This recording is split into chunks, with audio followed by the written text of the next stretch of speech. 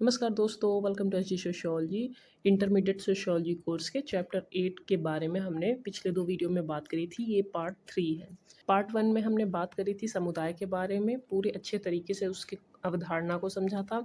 And second part में हमने बात करी थी समिति के बारे में। और आज के इस वीडियो में हम बात करने वाले हैं इंस्टीट्यूशन यानी संस्था के बारे में। और उसके बाद ये चैप्टर 8 पूरा कंप्लीट हो जाएगा। इस चैप्टर से मेनली क्वेश्चन किस प्रकार के आते हैं आपको आइडिया हो गया होगा, अगर नहीं है तो भी सुन लो। समुदाय, संस्था, समिति, इन तीनों के अर्थ पूछे जाते हैं, इनकी परिभाषाएं पूछी जाती हैं। कोटेशन है, हम समिति के सदस्य हैं, संस्था के नहीं। इसके बारे में विस्तार से समझाइए। या ऐसे क्वेश्चन आ सकते हैं कि समिति समुदाय नहीं है बल्कि समुदाय के अंतर्गत एक संगठन है, इस कथन की विवेचना कीजिए। तो इसके बारे में हमने पिछले वीडियो में काफ़ी अच्छे से समझा था कि किस प्रकार समिति जो है वो समुदाय का हिस्सा होती है। ऐसा नहीं है कि समिति बड़ी होगी या समिति के अंतर्गत समुदाय आते हैं, नहीं, समुदाय के अंतर्गत समिति आती है। या क्वेश्चन आ सकता है कि समिति और संस्था की परिभाषा करते हुए दोनों में अंतर कीजिए। तो इन सब चीज़ों के बारे में हमने काफ़ी कुछ समझ लिया है। अब लास्ट कॉन्सेप्ट रह गया संस्था, इसको अच्छे से समझ लेते हैं तो ये चैप्टर पूरी तरह से कंप्लीट हो जाएगा। तो हम बात कर लेते हैं संस्था के बारे में। व्यवहार के स्थापित नियम, मान्यताएं और परंपराएं जो सामाजिक आवश्यकताओं की पूर्ति करती हैं क्या कहलाती हैं? संस्थाएं। अब देखो, इसको ऐसे समझो, ये है आपकी समिति। समिति का निर्माण कैसे होता है? मनुष्य अपनी आवश्यकताओं की पूर्ति के लिए सहयोगी संगठन का निर्माण करता है। उसी सहयोगी संगठन को हम क्या बोलते हैं? समिति कहते हैं। अब समिति जब बन गई है तो उसको कार्य करने के कोई तरीके होंगे ना। जो लोग एक साथ आए हैं वो अपने अपने हिसाब से काम नहीं कर सकते, अपने हिसाब से मनमाने तरीके से व्यवहार नहीं कर सकते। तो समितियां जो होती हैं कुछ विशेष कार्यविधि या नियमों को ध्यान में रख के अपने उद्देश्यों को पूरा करती हैं। तो ये जो नियम हैं या कार्यविधि हैं, इन्हीं कार्यप्रणाली, कार्यविधि अथवा नियम की व्यवस्था को क्या कहते हैं? संस्था।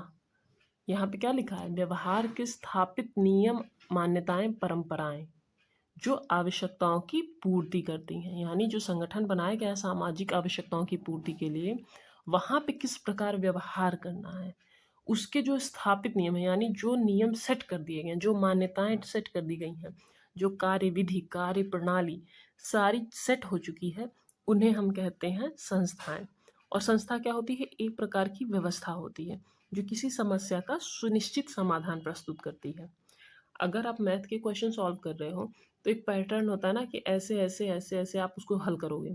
बिना तरीके के आप सॉल्व नहीं कर रहे हो। अगर कोई क्वेश्चन a+b का होल स्क्वायर करके आ रहा है तो उसके पूरे जो सूत्र हैं उसके अकॉर्डिंग आप सारी चीज़ें रखते हो, फिर आप सॉल्व करते हो। ठीक इसी तरह संस्थाएं क्या हैं? वो सूत्र हैं, वो नियम हैं कि इन इन विधियों के जरिए या इन इन तरीकों से आप काम करोगे।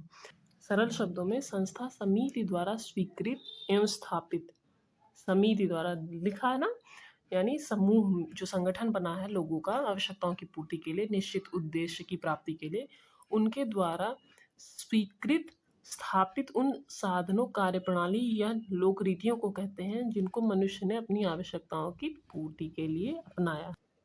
फॉर एग्जाम्पल, विवाह, शिक्षा, धर्म, कानून, परिवार, ये ऐसे ही नहीं बने हुए हैं, इसको चलाने के नियम हैं। विवाह के भी कई रस्में होती हैं, इन इन विधियों द्वारा विवाह संपन्न माना जाएगा। शिक्षा यानी एजुकेशन सिस्टम, अगर आप शिक्षा व्यवस्था में जा रहे हो तो वहाँ पे टाइम है आने का, जाने का, हर स्कूल की अपनी टाइमिंग है, वहाँ पे किस तरह से सारी चीज़ें काम करेंगी, कौन से विभाग को कौन लीड करेगा, वो किन किन चीज़ों को ध्यान में रखेगा, उसके नियम बनाए गए हैं। धर्म की भी अपने नियम हैं। वहाँ मंदिरों में बिना चप्पल के आपको प्रवेश मिलेगा, या कौन कौन सी चीज़ें चढ़ानी है, कौन सी नहीं चढ़ानी है, कहाँ पे किसका जाना निषेध है, इसके अलग नियम है। कानून तो नियमों पे ही चलता है। आई होप अब आपको समझ में आ गया होगा कि संस्था है क्या। संस्था है कार्यप्रणाली, नियम, तौर तरीके जो समाज द्वारा स्वीकृत हैं। ऐसा नहीं है कि किसी एक के मान जाने से या एक के नियम बनाने से बनाया, नहीं, ये सबने मिलके बनाए हैं। तो अब हम फटाफट से देख लेते हैं संस्था की परिभाषाएं।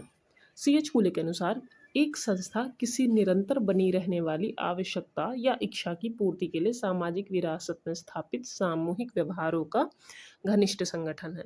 मीन्स सामूहिक व्यवहार, समाज में किस प्रकार सभी लोगों को, अधिकतर लोगों को व्यवहार करने हैं, उस व्यवहार का जो एक तरीका है, एक घनिष्ठ संगठन है, उन्हें हम संस्थाएं कहते हैं। अगली परिभाषा है एलवुड की। इनके अनुसार संस्थाओं से तात्पर्य आपस में रहने के आचार व्यवहार के तरीकों से है, जिनको समुदाय की शक्ति द्वारा स्वीकृत, क्रमबद्ध और स्थापित किया गया है। यहाँ पे क्या बात हो रही है कि समुदाय की शक्ति से जिन व्यवहारों को, आचार व्यवहार के तरीकों को स्वीकृत यानी स्वीकार किया गया, सभी लोगों ने उन व्यवहारों को, उन तरीकों को अपनाया है और उन्हें क्रमबद्ध तरीके से स्थापित किया गया है। आगे पीछे कौन सी चीज़ कहाँ रखनी है। फॉर एग्जाम्पल 1 के बाद ही 2 आता है, 1 के बाद आप 3, 3 के बाद 2, 5, 8 कहीं भी कुछ भी नहीं लगा रहे हो, वो एक क्रम से चल रहा है ना नंबर। ठीक उसी तरह व्यवहार के भी तरीकों को क्रमबद्ध तरीके से रखना, सभी के द्वारा स्वीकृत करके स्थापित किया जाए, उन्हें हम क्या कहते हैं, संस्थाएं।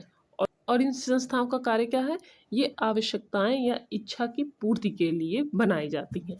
अगली परिभाषा देख लेते हैं हम, जो कि है मैरिल एंड एलरिच की। इनके अनुसार सामाजिक संस्थाएं आचरण के वे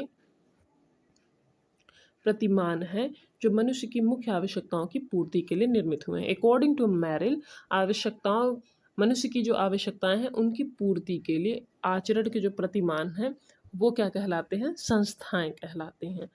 धर्म मनुष्य के लिए बहुत आवश्यक है, बट धर्म से संबंधित धार्मिक कृत्य कैसे होंगे, कर्मकांड कैसे होंगे, उसके लिए क्या तरीके होंगे, उनके जो नियम हैं, वो सारी चीज़ें धार्मिक संस्थाओं द्वारा बताई जाती हैं। तो अगली परिभाषा है रॉस की। इनके अनुसार सामाजिक संस्थाएं संगठित मानव संबंधों की वह व्यवस्था है जो सामान्य इच्छा द्वारा स्थापित या स्वीकृत होती हैं। मानवीय संबंधों की व्यवस्था मीन्स माता पिता के साथ व्यक्ति को कैसे व्यवहार करना है, अपने बच्चों के साथ कैसे व्यवहार करना है, पति पत्नी के बीच कैसे संबंध होंगे, घरेलू मैटर में लोगों का व्यवहार कैसा होगा, और अपने कार्यस्थल पे अन्य लोगों के साथ उनका व्यवहार कैसा होगा, उनके संबंध कैसे होंगे।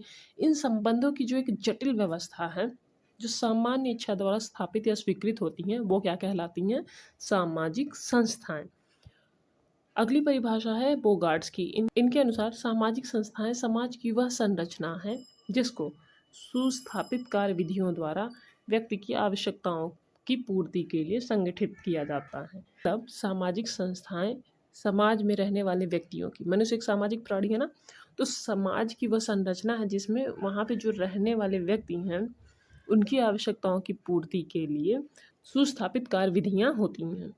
तो ये कुछ इंपॉर्टेंट परिभाषाएं थी। अब हम बात कर लेते हैं संस्था की विशेषताओं के बारे में। यहाँ पे कुछ विशेषताएं दी गई हैं। सबसे पहले हम बात कर लेते हैं पहली विशेषता के बारे में, जो कि है एक विचार। हाँ, संस्था भौतिक वस्तु नहीं है, बल्कि सबसे पहले एक सामाजिक विचार का जन्म होता है। सामाजिक विचार मीन्स एक ऐसा विचार जिसे समाज ने स्वीकृति प्रदान कर दी है। और जब समाज विचार को स्वीकृति प्रदान कर देता है, उस आइडिया को स्वीकार करता है, फिर उसके अनुसार नियम या व्यवहार विकसित होते हैं। फॉर एग्जाम्पल, विवाह कोई बिल्डिंग या कोई वस्तु नहीं होती है, ये एक आइडिया होता है। किस चीज़ का आइडिया, कि एक पुरुष और एक स्त्री के मध्य जो संबंध है उन्हें समाज स्वीकृति प्रदान करे या मान्यता प्रदान करे या वैधता प्रदान करे, और उसके बाद जो बच्चे हों उनका लालन पालन करा जा सके। तो विवाह एक ऐसी संस्था है जो स्त्री और पुरुष के बीच के संबंधों को मान्यता प्रदान करती है और साथ ही साथ उनसे उत्पन्न संतानों के लालन पालन, उनके देखरेख, उनके भरण पोषण की से संबंधित विस्तृत व्याख्या करती है। अर्थात स्टार्टिंग में ये एक विचार रहा होगा कि स्त्री पुरुष के बीच जो संबंध है इसे कौन सा नाम दिया जाए या इसे किस तरह से व्यवस्थित किया जाए, इनके बीच के संबंधों को किस प्रकार नियमबद्ध तरीके से रखा जाए जिससे समाज में इसकी स्वीकृति प्राप्त हो। तो इस पहले विचार आया, उसके बाद विवाह के नियम रीति रिवाज, उसके बाद विवाह के नियम बने। अब उसमें बहुत सारी रीतियाँ रिवाज अनुष्ठान होते हैं। फिर उसके बाद उन्हीं विवाह से संबंधित जब समस्याएं आने लगी तो उनसे जुड़े कानून भी बने।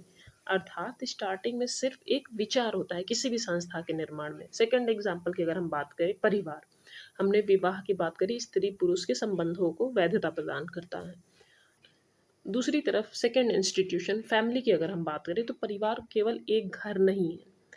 परिवार का मूल आधार क्या है, एक ऐसा विचार जिसमें रक्त संबंधी, विवाह संबंधी या दत्तक यानी जिन्हें आप गोद लेते हो, इस तरह के संबंध से जुड़े लोग मिलकर एक साथ सामाजिक इकाई बनाते हैं। इंस्टीट्यूशन जो होती हैं वो एक विचार होती हैं, सामाजिक विचार, सिर्फ एक व्यक्ति के विचार से नहीं, सोशली एक्सेप्टेड आइडियाज जो होते हैं उन्हें हम बोलते हैं संस्थाएं।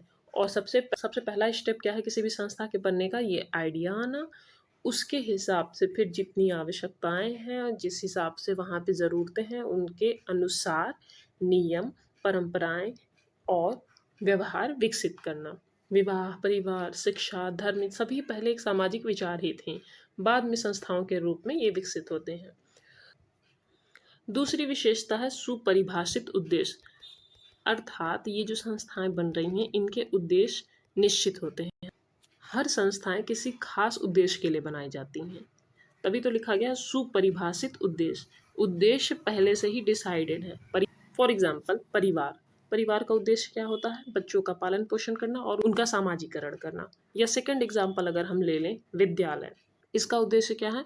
शिक्षा प्रदान करना। या धर्म, धार्मिक रूप से व्यक्तियों को अच्छे नैतिक कर्तव्य गुण सिखाना। तो हर संस्था का एक निश्चित उद्देश्य होता है, सुपरिभाषित उद्देश्य होता है। तीसरी विशेषता है नियमों की संरचना। देखो, संरचना का तात्पर्य स्ट्रक्चर, किस प्रकार का स्ट्रक्चर हर संस्था का है, वहाँ पे कौन से लोग हैं, किनकी क्या भूमिकाएं हैं, वो पहले से सेट है। नियमों की संरचना, हाँ, नियम बिना कोई भी संस्था काम नहीं कर सकती। हर संस्था के अपने नियम हैं। अगर हम परिवार की बात करें, परिवार भी एक संस्था है, तो यहाँ पे आपको रहने का क्या नियम है कि आप बड़ों का सम्मान करेंगे, सबके साथ मिलजुल के रहेंगे और आवश्यकता पड़ने पे सबकी मदद करेंगे। तो विद्यालय की अगर हम बात करें तो यहाँ पे आपको समय से आना है, यूनिफॉर्म पहनना है, शिक्षकों का सम्मान करना है, सारे जो क्लासेस हैं उनको अटेंड करने हैं, जो प्रोजेक्ट वगैरह टीचर्स बता रहे हैं, गाइड कर रहे हैं, उन सबको फॉलो करना है। तो स्कूल अलग नियमों से चल रहा है, परिवार अलग नियमों से चल रहा है, विवाह या धर्म इनके अलग अलग नियम हैं। और यहाँ पे जितने भी लोग हैं उनकी अपनी अपनी भूमिकाएं हैं कि बड़े किस तरह व्यवहार करेंगे, छोटे कैसे व्यवहार करेंगे, छोटे बड़ों का सम्मान करेंगे, बड़े छोटों को गाइड करेंगे।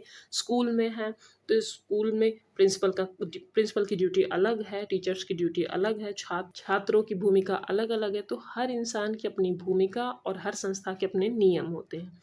अगली विशेषता है विरासत।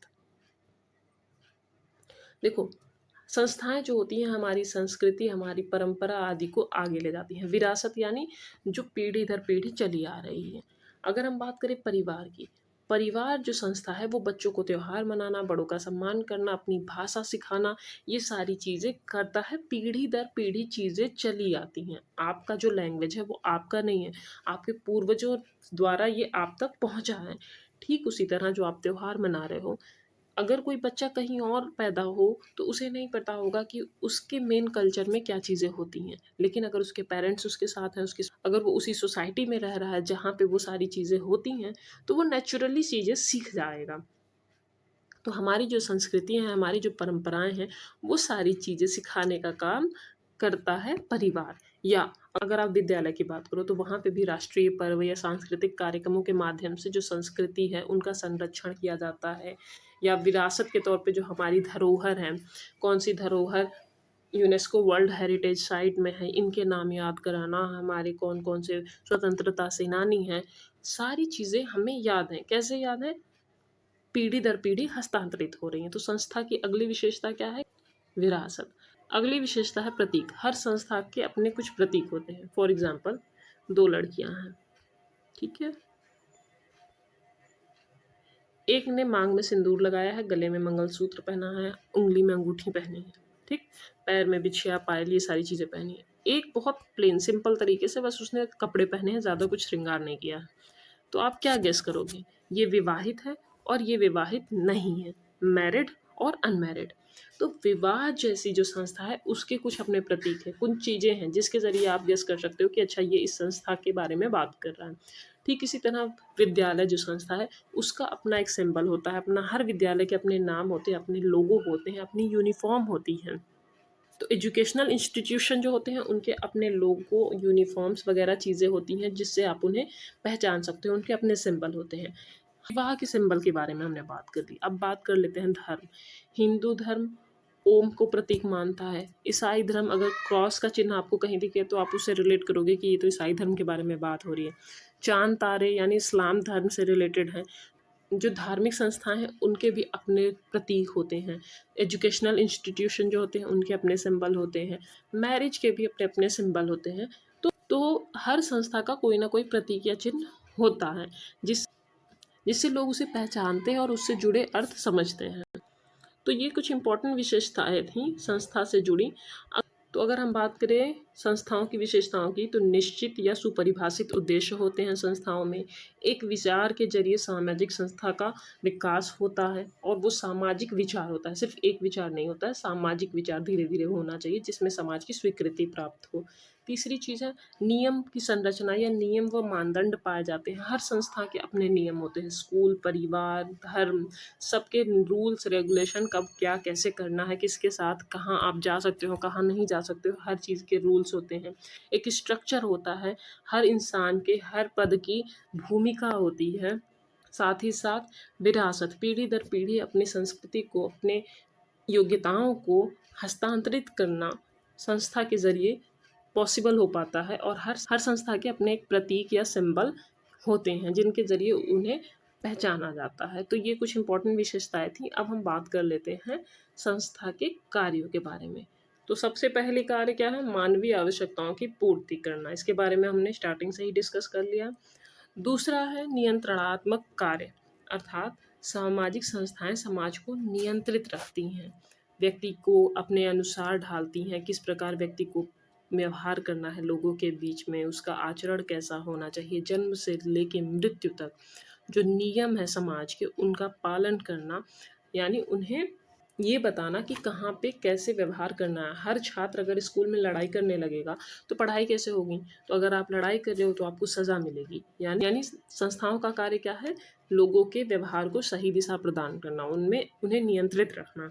या परिवार के सदस्य अगर गलत काम कर रहे हैं तो परिवार के अन्य सदस्य जो हैं उन्हें सही मार्ग दिखाते हैं, उनका मार्गदर्शन करते हैं। संस्था का दूसरा इंपॉर्टेंट कार्य क्या है? नियंत्रण करना लोगों पे। तीसरा कार्य है संस्कृति की वाहक। संस्थाओं द्वारा ही संस्कृति के विभिन्न तत्व एक पीढ़ी से दूसरी पीढ़ी तक हस्तांतरित होते हैं। इसके बारे में हमने विरासत वाली पॉइंट में डिस्कस किया था। तो संस्थाओं का कार्य क्या है? संस्कृति को एक पीढ़ी से दूसरी पीढ़ी तक हस्तांतरित करने में मदद करना।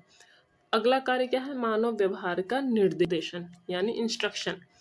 एक इंस्ट्रक्शन क्या होते हैं कि आपको यहाँ पे ऐसे जाना है, वैसे जाना है, इधर मुड़ना है, तो आप यहाँ पहुँच जाओगे, ये आपका अगर डेस्टिनेशन है।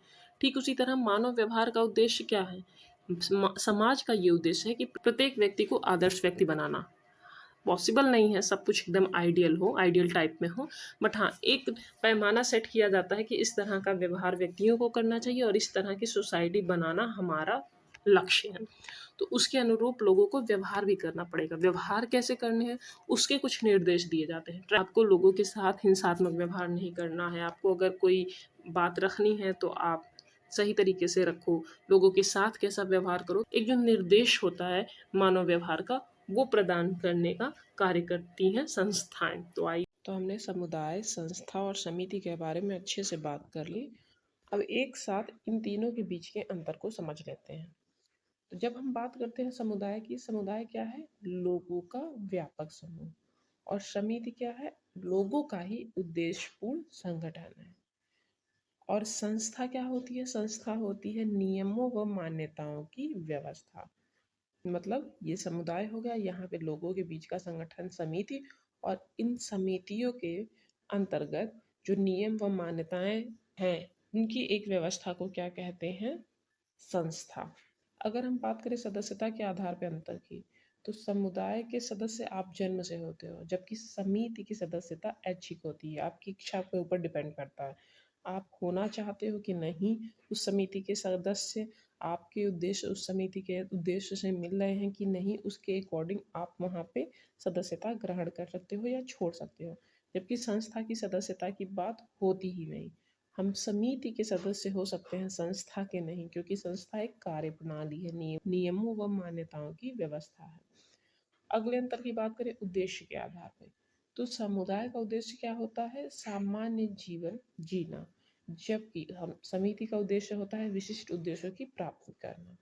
और संस्थाओं का उद्देश्य क्या होता है? सामाजिक आवश्यकताओं की पूर्ति करना।